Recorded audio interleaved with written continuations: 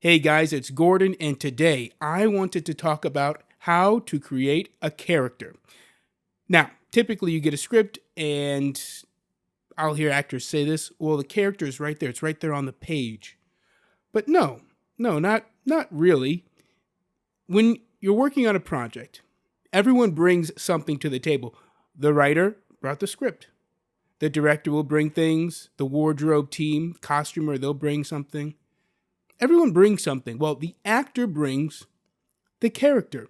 It's the actor's responsibility to bring a character. You can use the script and should use the script and use it as a guide.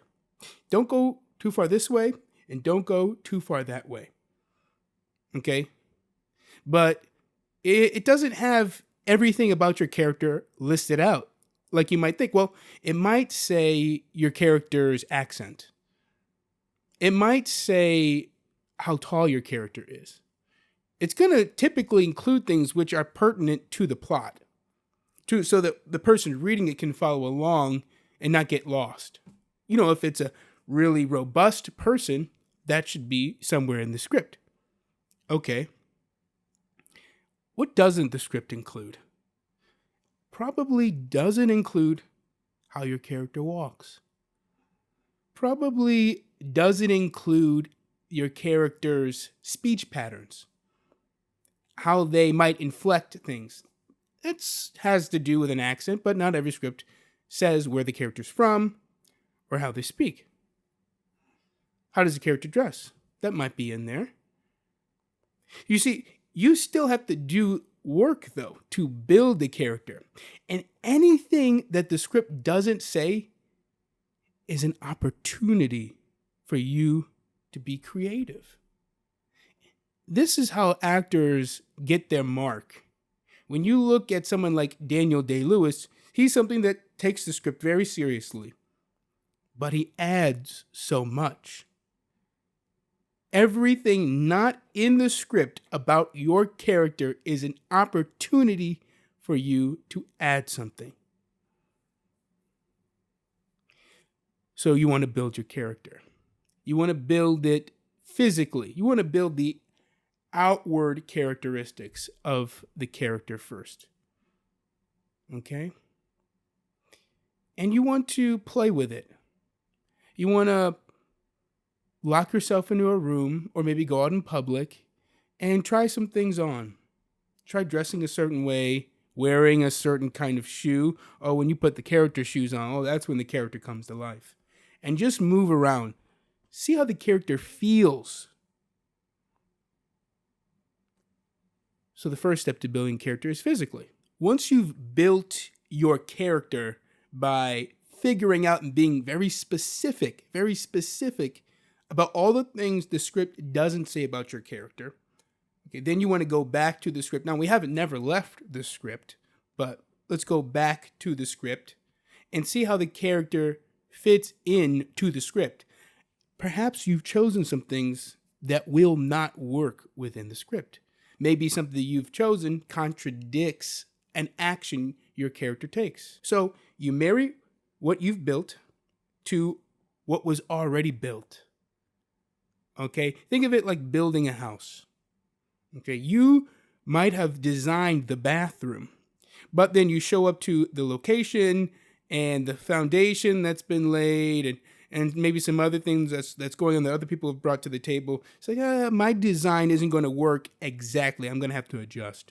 Okay, so we bring our character back to the script and we adjust. We see what works, we see what doesn't. We play with it. We run through the scenes. We do the dialogue. We see what works. Okay, I think I'm ready. Now we take what we've got, we take the script, and we start working inside. Now we start getting into the psychology of the character. How does the character think? Beat by beat, moment by moment. A lot of people who focus on the method, they typically do all that character stuff, that physical character building stuff. And then other techniques like Meisner, a lot of Meisner actors, they seem to be really good at focusing on building the character internally, the psychology of the character. but rarely do people actually marry the two. We have to marry the two, of course, because it's very important that we're physically different from ourselves. We move differently, we talk differently, and of course, it's important that we understand how the character thinks, because otherwise, we'll be thinking. The actor will be thinking, not the character. But once we learn how the character thinks, we can let them think in the moment. And that's how we work moment to moment. That's why when you see someone who has mastered this technique, you don't even really see them. Just see the character. It's because even in the moments when they're not talking, they're still thinking as the character. The character is still there. So what did we learn today? Don't rely on exactly what the script says. Remember that you need to bring something to the table. What do you need to bring to the table? Bring what's not there. Really stretch your mind to see what isn't there. What can you add to enhance the character? Bring the character to life. Focus on the character's physicality, their outward experience in the world, and then focus on the internal. How does the character think? How are they reacting? And what's their mental state? These are all very important things. And make sure everything fits into the world of the script. If you're going too far left, too far right, go back to the script. Make sure it fits, okay?